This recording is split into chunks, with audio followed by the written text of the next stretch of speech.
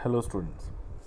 तो human reproduction के अपने टॉपिक में हम आ गए थे, अपने चैप्टर के अगले टॉपिक तक आ गए थे जिसमें हमें मेंस्ट्रुअल साइकिल को देखना था। ठीक है, तो अगर मेंस्ट्रुअल साइकिल के बारे में मैं बताऊं तो ये एक तरह का रिप्रोडक्टिव साइकिल है जो फीमेल प्राइमेट्स में पाया जाता है। प्राइमेट्स क्या होते हैं?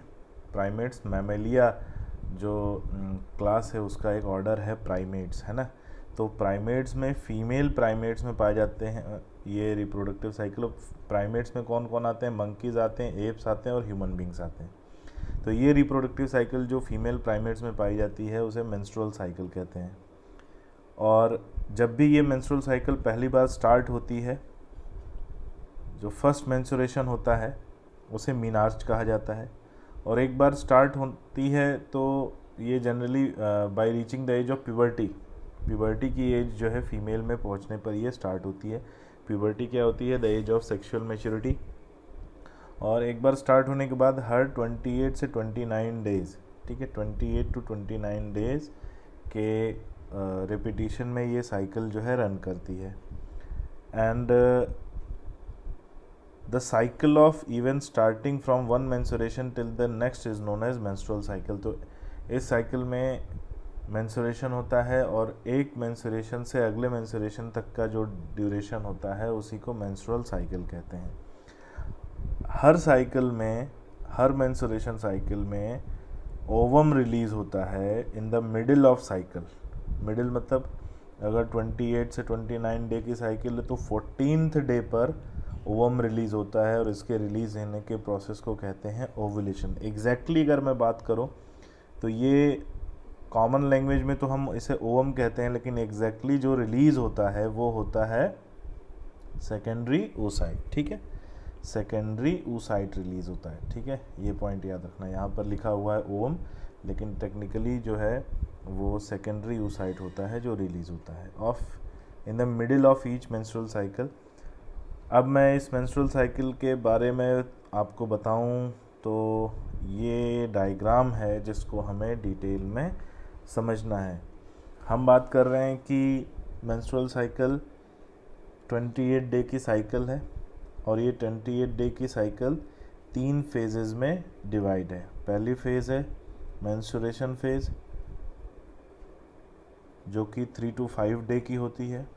उसके बाद फॉलिकुलर फेज या प्रोलिफरेटिव फेज, और उसके बाद ल्यूटियल फेज या सिक्रेटरी फेज। ठीक है, तो ये 3 फेज होते हैं इस मेंस्ट्रुअल साइकिल में। अब इसमें ल्यूटियल फेज के एंड में मेंस्ट्रुएशन स्टार्ट होता है और पूरी मेंस्ट्रुअल फेज में ये मेंस्ट्रुएशन चलता है जिसमें बॉडी से थिक फ्लूइड जो है यूटेराइन फ्लूइड डिस्चार्ज होता है। अब उसको देखते हैं, फिर इसके हार्मोनल फिजियोलॉजी हम समझेंगे। The major event of the menstrual cycle were shown in figure. The cycle start होती है जिसमें पहले फेज में मेंस्ट्रुअल फ्लो होता है 3 से 5 days. Menstrual flow results break down of endometrium break कर जाती है और लेयर बाय लेयर उसकी शेडिंग होती है। उसकी शेडिंग से ही ये यूटेराइन जो है मेंस्ट्रुअल फ्लूइड निकलता है। The uterus and its blood vessel which form the liquid that comes out through vagina. Menstruation only occur if the released ovum is not fertilized. तो ये पॉइंट याद रखना, menstruation तभी होता है जब menstruation से पहले रिलीज हुआ ओवम फर्टिलाइज नहीं होता है। अगर वो फर्टिलाइज हो गया है और इम्प्लांट होता है तो उसके बाद menstruation बंद हो जाता है during the duration of pregnancy. और menstruation का बंद होना फर्टिलाइजेशन के बाद ये इंडिकेटिव है। किसका इंडिकेटिव है? प्रेगनेंसी का इंडिकेटिव है। ठीक है, however it may also be cause due to some underlying causes also. लेकिन कुछ ऐसे भी कॉजेज हैं जिनकी वजह से मेंस्ट्रुअल साइकिल बंद हो जाती है, जैसे stress, poor health etcetera. The menstrual phase is followed by follicular phase. Menstrual phase के बाद होता है फॉलिकुलर फेज।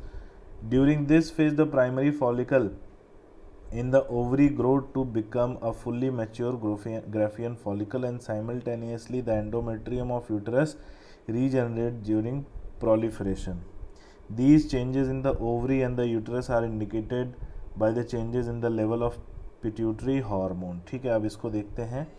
फॉलिकुलर फेज़ की बात करें तो फॉलिकुलर फेज़ में क्या क्या होता है, फॉलिकुलर फेज़ में जो प्राइमरी फॉलिकल है वो मैच्योर होके ग्राफियन फॉलिकल में बदल जाता है, जिसे हम मैच्योर फॉलिकल कह रहे हैं, ठीक है।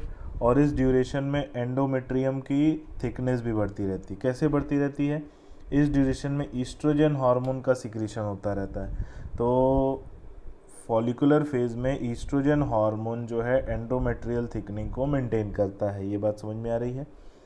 और bye reaching the 14th day तक पहुँचते पहुँचते ईस्ट्रोजन का सिक्रीशन वो मैक्सिमम हो जाता है। और ऐसा इसलिए भी होता है क्योंकि पिट्यूटरी से सिक्रीट होने वाले FSH और LH हार्मोन का सिक्रीशन भी हाई होता है, ठीक है। पिट्यूटरी से रिलीज होने वाले FSH और LH हार्मोन का सिक्रीशन भी हाई होता है। अब जो समझने वाली बात है कि 14th डे, ठीक है, 14th डे पर LH का सिक्रीशन अपने पीक पर होता है, ठीक है, LH का सिक्रीशन अपने पीक पर होता है, FSH का भी सिक्रीशन अपने पीक पर होता है और ईस्ट्रोजन का सिक्रीशन भी अपने पीक पर होता है by reaching to 14th day. और LH हार्मोन की वजह से ही due to influence of LH hormone Graafian follicle rupture कर जाता है और उसमें से सेकेंडरी oocyte रिलीज होता है, जिस प्रोसेस को हम ओव्यूलेशन कह रहे हैं, ठीक है। तो LH हार्मोन के इन्फ्लुएंस में ही ओव्यूलेशन होता है। और LH हार्मोन का ये पीक जो सिक्रीशन है इसी को LH सर्ज कहा जाता है, ठीक है, याद रहेगा। तो peak secretion of LH hormone is known as LH surge. और ओवुलेशन की ठीक बाद FSH और LH का सिक्रीशन कम हो जाता है, दोनों का सिक्रीशन जो है नीचे आ जाता है और ईस्ट्रोजन का भी सिक्रीशन नीचे आता है। लेकिन जैसे ही ग्राफियन फॉलिकल रप्चर होता है वो बन जाता है क्या, कॉर्पस ल्यूट्रियम में डेवलप हो जाता है और कॉर्पस ल्यूट्रियम प्रोजेस्ट्रॉन का सिक्रीशन करता है। और जैसे ही कॉर्पस ल्यूट्रियम बनता है तो ओवुलेशन के ठीक बाद प्रोजेस्ट्रॉन का सिक्रीशन बढ़ जाता है। लेकिन प्रोजेस्ट्रॉन के सिक्रीशन के ठीक बाद ये ईस्ट्रोजन का सिक्रीशन भी करता है और इसलिए ओवुलेशन के बाद ईस्ट्रोजन का सिक्रीशन भी बढ़ जाता है। मैं यहाँ पर आपको समझाने की कोशिश करता हूँ। ये प्रोजेस्ट्रॉन का जो रेड लाइन दिख रही है जो कि प्रोजेस्ट्रॉन का सिक्रीशन बढ़ा रही है, और उसके बाद जो ब्लू लाइन दिख रही है वो ईस्ट्रोजन का सिक्रीशन बढ़ा रही है, ठीक है। तो मैं यहाँ हाईलाइट करता हूँ, ये देखिए प्रोजेस्ट्रॉन का सिक्रीशन बढ़ा कॉर्पस ल्यूटियम के सिक्रीशन से, और फिर ईस्ट्रोजन का भी सिक्रीशन बढ़ता है, ठीक है। तो दोनों सिक्रीट करता है, पहले प्रोजेस्ट्रॉन और फिर ईस्ट्रोजन। तो यानी ईस्ट्रोजन एक ऐसा हार्मोन है जो ओवुलेशन के पहले भी सिक्रीट होता है और ओवुलेशन के बाद भी सिक्रीट होता है। लेकिन प्रोजेस्ट्रॉन एक ऐसा हार्मोन है जो केवल जस्ट आफ्टर ओवुलेशन सिक्रीट होता है। अब आगे जैसे जैसे कॉर्पस ल्यूटियम जो है इसका रिप्रेस होता है, इसका सिक्रीशन कम होता है, तो ये कॉर्पस एल्बिकेंस, ठीक है, कॉर्पस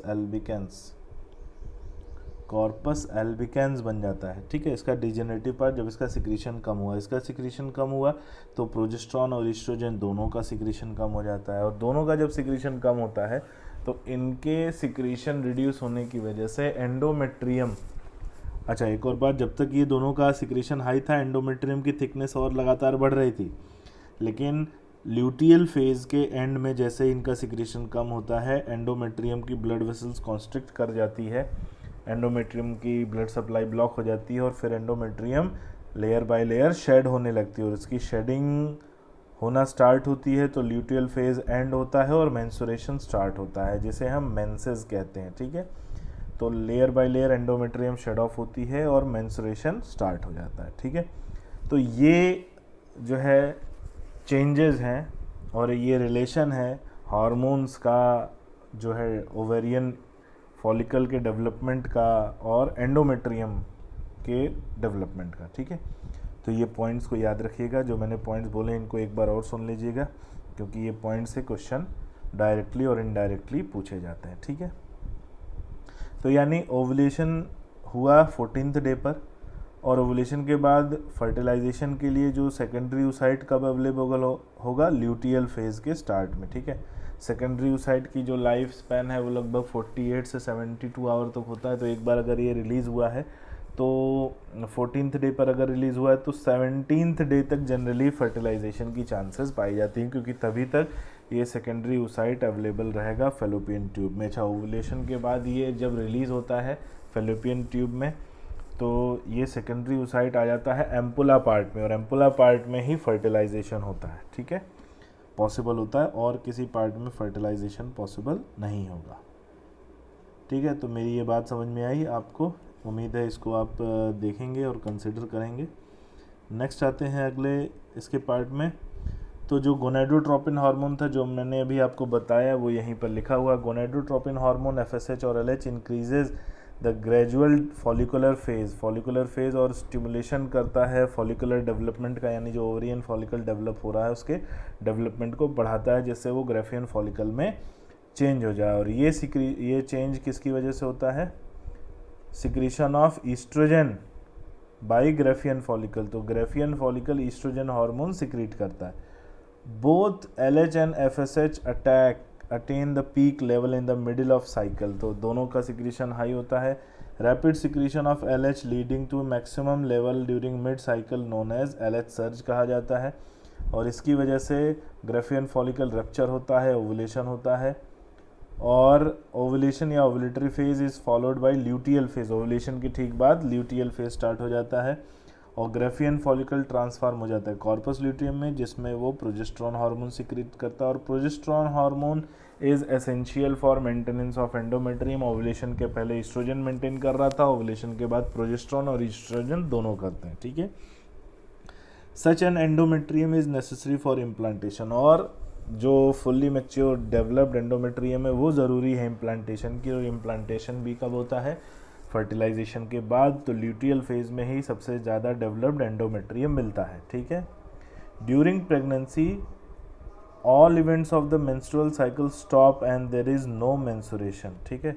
प्रेगनेंसी के बाद सारे इवेंट्स बंद हो जाते हैं और तब कोई मेंसुरेशन नहीं होता है। In the absence of fertilization, अगर फर्टिलाइजेशन नहीं होता है तो कॉर्पस ल्यूटियम डीजनरेट कर जाएगा और ये जो मेंस्ट्रुअल साइकिल है ये दोबारा स्टार्ट होगी। कैसे? मेंसुरेशन होगा और वो नई साइकिल को स्टार्ट करेगा।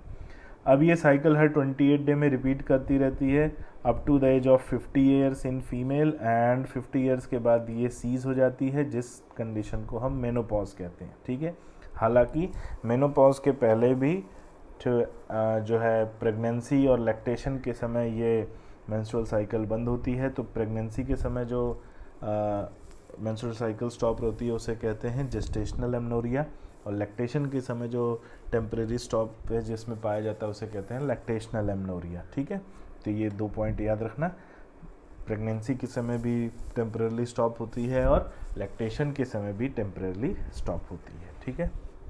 मेंस्ट्रुअल हाइजीन की बात करें, so maintenance of hygiene and sanitation during menstruation is very important. Use of sanitary pad, napkins ये ज़रूरी होते हैं फीमेल्स के लिए, और इनको हर 4 to 5 आवर्स में जो है रिप्लेस करना चाहिए और चेंज करना चाहिए। एंड जो यूज्ड सैनिटरी नैपकिन्स हैं they should be wrapped and disposed properly, and they should not be drained in open areas या डंप करें ओपन एरियाज में।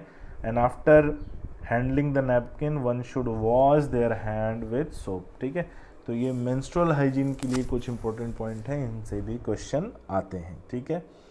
आगे अगर हम बात करें फर्टिलाइजेशन और इम्प्लांटेशन की, तो हमारा जो अगला पॉइंट आता है फर्टिलाइजेशन और इम्प्लांटेशन। इसमें मैं आपको सबसे पहले बताता हूँ जो यहाँ पर लिखा हुआ है कि ओवम जो है, ओवम एक नॉन सेलुलर सब्सटेंस सिक्रीट करता है। तो ओवम के बाहर सबसे पहले तो पेरीवाइटलाइन मेम्ब्रेन पाई जाती है, और ओवम नॉन सेलुलर जब ये सेकेंडरी oocyte रहता है, डेवलपिंग जो है डेवलपिंग जब ये oocyte सेल होती है तब ये नॉन सेलुलर सब्सटेंस सिक्रीट करता है, और नॉन सेलुलर सब्सटेंस को जोना पेलुसिडा कहते हैं। और ये किसी भी बाहर से कोई सेल को अंदर आने नहीं देता। कौन? जोना पेलुसिडा, ठीक है। इसके बाहर जो रिमेनिंग फॉलिकुलर सेल्स होती हैं वो एक रेडियल पैटर्न में अरेंज हो जाती हैं इसके बाहर, उन्हें कहा जाता है कोरोना रेडिएटा, ठीक है। तो ये बाकी की फॉलिकुलर सेल्स हैं जो इसके बाहर अरेंज हो जाती हैं। इसके बाहर हमें डेंस सेल्स की लेयर मिलती है जिसे हम थीका इंटरना कहते हैं और उसके बाहर हमें लूज सेल्स की लेयर मिलती है जिसे हम थीका एक्सटर्ना कहते हैं। तो अगर हम थीका एक्सटर्ना या थीका इंटरना या कोरोना रेडिएटा या जोना पेलुसिडा की बात करें तो इसमें केवल जोना पेलुसिडा ही एक ऐसी है जो नॉन सेलुलर लेयर है, और बाकी तीनों कौन कौन सी, थीका एक्सटर्ना, थीका इंटरना और कोरोना रेडिएटा, ये तीनों जो है ये सेलुलर लेयर है। ठीक है, याद रहेगा। तो देखते हैं ड्यूरिंग कॉपुलेशन यानी जब इंटरकोर्स होता है, then semen is released by the penis into the vagina, और इस प्रोसेस को कहते हैं इंसेमिनेशन। इंसेमिनेशन क्या है? Release of semen into the vaginal cavity, into vagina is known as insemination. The motile sperm swim rapidly, motile sperm की mobility ज़्यादा होती है, वो तेज़ी से स्विम करते हैं और रीच करते हैं, कहाँ पहुँचते हैं? एम्पुलरी रीजन में। एम्पुलरी रीजन किसका? फेलोपियन ट्यूब का, जहाँ पर ओवम प्रेजेंट होता है in the form of secondary oocyte। तो ये याद रखना, ओवम प्रेजेंट होता है सेकेंडरी oocyte के फॉर्म में। Released by the ovary and is also transported to the ampullary region. तो जिस मैं सस्पेंस की बात कर रहा था वो यही है कि यहाँ पर बार बार ओवम लिखा हुआ है, लेकिन टेक्निकली ये जो स्ट्रक्चर है जो ओवुलेशन के बाद रिलीज होता है ये सेकेंडरी oocyte है, और यही वो स्ट्रक्चर है जो फर्टिलाइजेशन में पार्ट लेता है। ठीक है, fertilization takes place. Fertilization can occur if the ovum and sperm are transported simultaneously into the ampulla region। Fertilization तभी होता है जब ओवम ब्रैकेट में, जिसको हम कह रहे हैं सेकेंडरी oocyte, और स्पर्म एक समय पर एक साथ एम्पुला रीजन में पहुंचते हैं। And this is why not all the copulation lead to pregnancy, और इसीलिए जितने भी कॉपुलेशन होते हैं सभी प्रेगनेंसी को लीड नहीं करते। The process of fusion of sperm and ovum is known as fertilization. तो हमें यहाँ पर लिखा है, बार बार ओवम लिखा है, लेकिन हर बार जो टेक्निकलिटी आती है वो सेकेंडरी oocyte की है। ठीक है, it is known as fertilization. During fertilization the sperm comes in contact with zona pellucida layer and the ovum and includes change in the membrane that block the entry of additional sperm। तो होता क्या है कि जैसे ही sperm cell पहुंचती है zona pellucida पे, तो जोना पेलुसिडा पे इनका जो है एक केमिकल रिएक्शन होता है। केमिकल रिएक्शन में यहाँ पर जोना पेलुसिडा में कॉर्टिकल एंजाइम पाए जाते हैं, और जब ये सेम सरफेस प्रोटीन से मैच होते हैं तो ये कॉर्टिकल एंजाइम एक्टिवेट होते हैं, और एक्टिवेट होने के बाद ये जोना जो है पेलुसिडा को इम्परमिएबल कॉर्टिकल रिएक्शन होता है, जिससे ये जोना पेलुसिडा इम्परमिएबल हो जाती है, और केवल एक ही sperm ensure that only one sperm can enter into the ovum and fertilize it। तो केवल एक ही स्पर्म जो है, स्पर्म सेल यहाँ एंटर करती है और इसको फर्टिलाइज करती है, और उसके बाद ये कोरोना जो जोना पेलुसिडा है ये किसी दूसरी स्पर्म सेल को एंटर नहीं होने देता, क्योंकि फिर ये इम्परमिएबल हो जाता है by the help of cortical enzymes. ठीक है, the secretion of acrosome, acrosome के सिक्रीशन में हाइड्रोलाइजिंग एंजाइम पाए जाते हैं जो जोना पेलुसिडा को पेनिट्रेट करने में हेल्प करते हैं। तो एसिड हाइड्रोलाइज एंजाइम होते हैं जो जोना पेलुसिडा को पेनिट्रेट करते हैं। तो एक्रोजोम का जो हमने फंक्शन पढ़ा था, पेनिट्रेशन ऑफ जोना पेलुसिडा या penetration of wall of ovum. ठीक है, this includes completion of meiotic division of secondary oocyte, और इसके बाद जब ये एंटर करते हैं तब सेकेंडरी oocyte का मियोटिक डिवीजन कंप्लीट होता है। The second meiotic division is also unequal and result to formation of second polar body and haploid ovum. तो जब ये एंटर कर जाता है उसके बाद हैप्लॉइड ओवम या ऊटिड बनता है। ठीक है, याद रखना, फर्टिलाइजेशन हुआ, स्पर्म एंटर कर गया, तब सेकेंड मियोसिस होता है और तब ओवम बनता है। Soon the haploid nucleus of the sperm and the ovum fuse together to form a diploid zygote। अब जो है, जो सेकेंड मियोसिस के बाद जो यहाँ पर न्यूक्लियस बना है, जिसको हम ओवम का न्यूक्लियस कह रहे हैं, और स्पर्म सेल का न्यूक्लियस जो है, ये दोनों फ्यूज करते हैं, तब ये स्ट्रक्चर जाइगोट बनता है। सो क्वेश्चन आता है, how many chromosomes will be there in zygote. तो जाइगोट में कितने क्रोमोजोम होंगे भाई? ह्यूमन की बात करें तो 23 मेल स्पर्म में प्रेजेंट होते हैं, और 23 जो है फीमेल न्यूक्लियस में प्रेजेंट होते हैं, तो टोटल 46 हार्मोन्स यहाँ पर 46 क्रोमोसोम्स यहाँ पर पाए जाएंगे, ठीक है। ये पॉइंट को हमें याद रखना है। One has to remember that the set of the baby has decided by the stage, by this stage itself. तो यही वो स्टेज है जहाँ से उस जो आने वाला जो फीटस है, जो जाइगोट है, उसका सेक्स डिटर्मिनेशन होता है, ठीक है। और ये कैसे होता है, यहाँ पर एक छोटी सी बात लिखी हुई है, मैं बात कर लेता हूँ कि सपोज़ करिए मेल और फीमेल, ठीक है। मेल में जनरली क्या होते हैं, एक्स और वाई क्रोमोसोम पाए जाते हैं, फीमेल में एक्स और एक्स पाए जाते हैं। अब मेल में अगर गैमीट बना तो आइदर गैमीट में एक्स प्रेजेंट होगा या तो गैमीट में वाई प्रेजेंट होगा, और फीमेल में जब ओवम बनता है तो ओवन में भी जो क्रोमोसोम प्रेजेंट होगा वो एक्स ही प्रेजेंट होगा।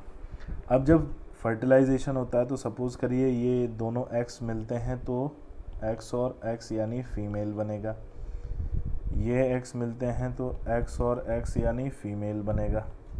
अगर ये वाई इस क्रोमोसोम वाले गैमीट से मिलता है तो एक्स और वाई यानी मेल बनेगा, और ये वाई इस एक्स वाले गैमीट से मिलता है तो एक्स और वाई यानी मेल बनेगा, ठीक है। तो यानी 50% चांस रहती है मेल बनने की और 50% चांस रहती है फीमेल बनने की, ठीक है। तो यहीं से डिसाइड होता है कि किस तरह का गैमीट है और किस तरह का जाइगोट बनेगा, ठीक है। तो इस बात को ध्यान रखिएगा।